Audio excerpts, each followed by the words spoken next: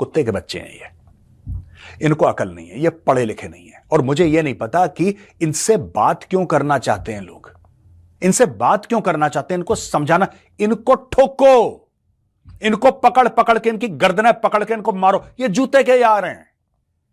आप कभी सुअर से बात करते हैं क्या?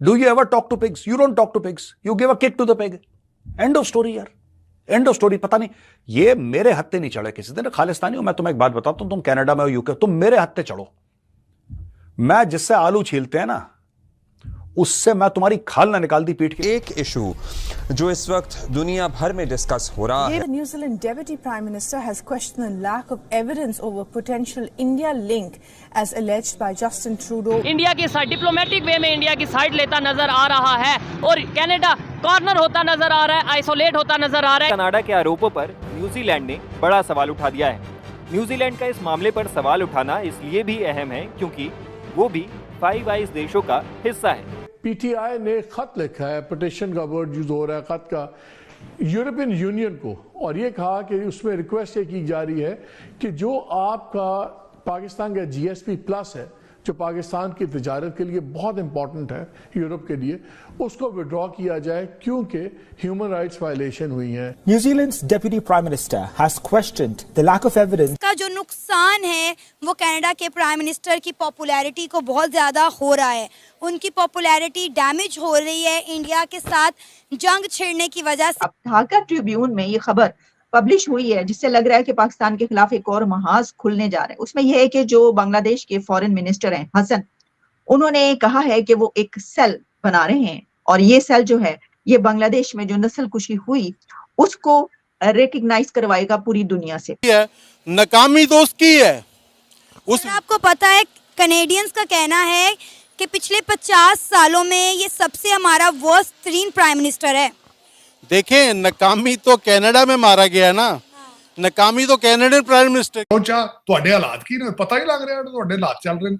ਤੁਹਾਨੂੰ आपको बताया तो मैंने चीमा साहब है कि पाकिस्तानी कनाडा में हरकत में आ गए हैं और हाल ही में उन्होंने जो हमारे हाई कमिश्नर साहब थे उनके ऊपर तलवार से हमला करने की कोशिश करी। वो तो भला हो कैनेडियन पुलिस का जिन्होंने उनको पुशबैक करा, अरेस्ट हुए, तब जाके मैटर कंट्रोल में आया। सब दोस्तों, ये फोटोग्राफ्स जो आप देख रहे हैं अपने स्क्रीन पे वो फोटोग्राफ्स हैं जो ये दिखाती हैं किस तरीके से खालिस्तानी आगे बढ़े हैं संजय कुमार वर्मा जी को मारने के लिए। और ये तब से हुआ है जब से गुरपतवंत सिंह पन्नू ने ये बोला है कि इंडियन डिप्लोमेट्स को टारगेट कर दे।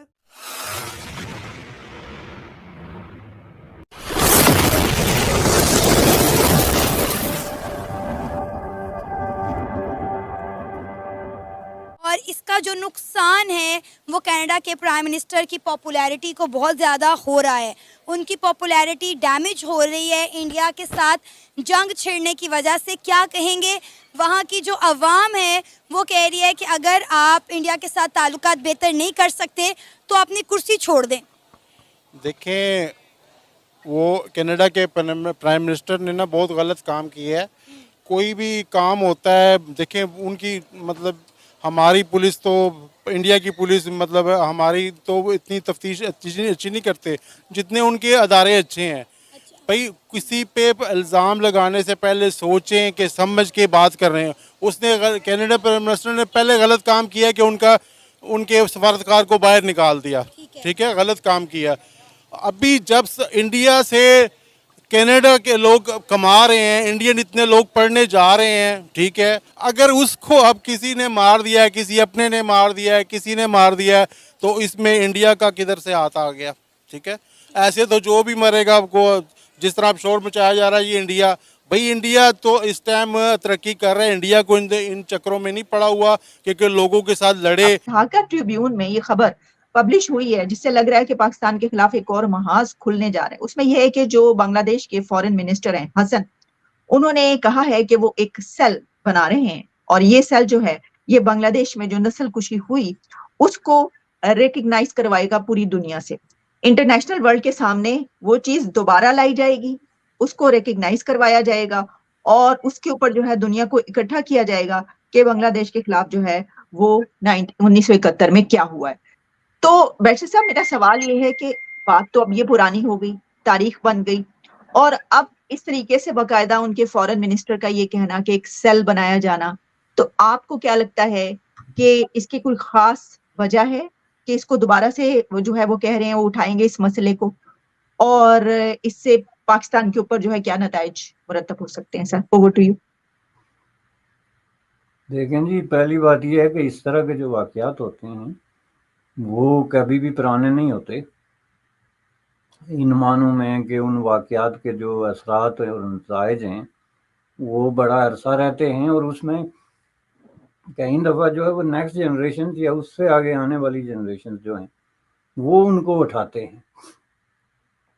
چونکہ ظاہر ہے کہ اس طرح کی جو سچویشنز ہوتی ہیں وہ بہت ساری حالات کے ساتھ مشروط ہوتی ہیں. اس وقت جو 71 کی سچویشن تھی تو اس کے فوراً آزادی کے فوراً بعد بنگلہ دیش کا سب سے بڑا مطالبہ یہی تھا کہ اس سے آگے بڑھنے کے سے پہلے سب سے پہلے جو ہے یہ دیکھا جائے کہ یہاں پہ جو جینوسائیڈ ہوئی ہے اور جو وار کرائم نسل کشی ہوئی ہے اس کا جو ہے وہ پاکستان کی سول اور ملٹری اتھارٹیز جو ہیں وہ ایکولی رسپانسیبل ہیں, اور اس کے بغیر یہ ہو ہی نہیں سکتا تھا, کیونکہ اس وقت ظاہر اختیارات کا سرچشمہ جو ہے وہ پاکستان یعنی مغربی پاکستان بیسڈ حکمران تھے, اور اس میں جو فوجی ان کے سربراہ تھے وہ بھی وہی لوگ تھے. ان کے آرڈرز کو ایگزیکیوٹ کرنے کے لیے جو لوگ بنگلہ دیش کی سرزمین پہ بیٹھے ہوئے تھے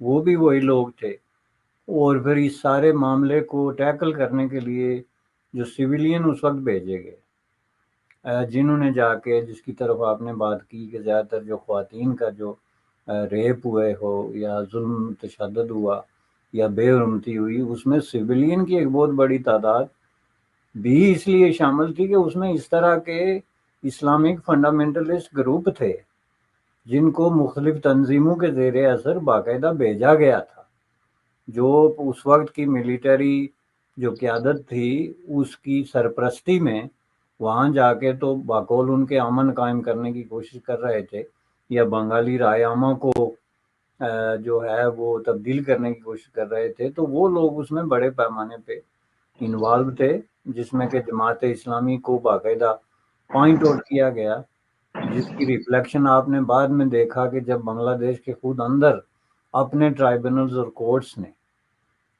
جو یہ سزا کا سلسلہ شروع کیا, جس میں بہت سارے اس جماعت کے لیڈروں کو سزائے موت ہوئی یا عمر قید ہوئی یا اس طرح کی لمبی لمبی سزائیں دی گئی, تو وہ باقاعدہ ایک اوپن کورٹ پروسیس کے اندر انہوں نے پروو کیا ان کو باقاعدہ ڈیفنس کا موقع دے کے کہ یہ 1971 کے واقعات میں ان کے الفاظ میں جو فورسز آف آکوپیشن تھی یہ ان کا حصہ تھے, اور ان کے ساتھ مل کے تو انہوں نے بنگلہ دیش کی جو لوکل پاپولیشن ہے اس کے خلاف جو ایٹراسٹیز ہیں یا جو پرائیویٹلی انہوں نے جو کرمنل ایکٹس کیے ہیں جس میں جو ہے وہ بے حرمتیاں اور ریپ اور اس طرح کی چیزیں شامل ہیں.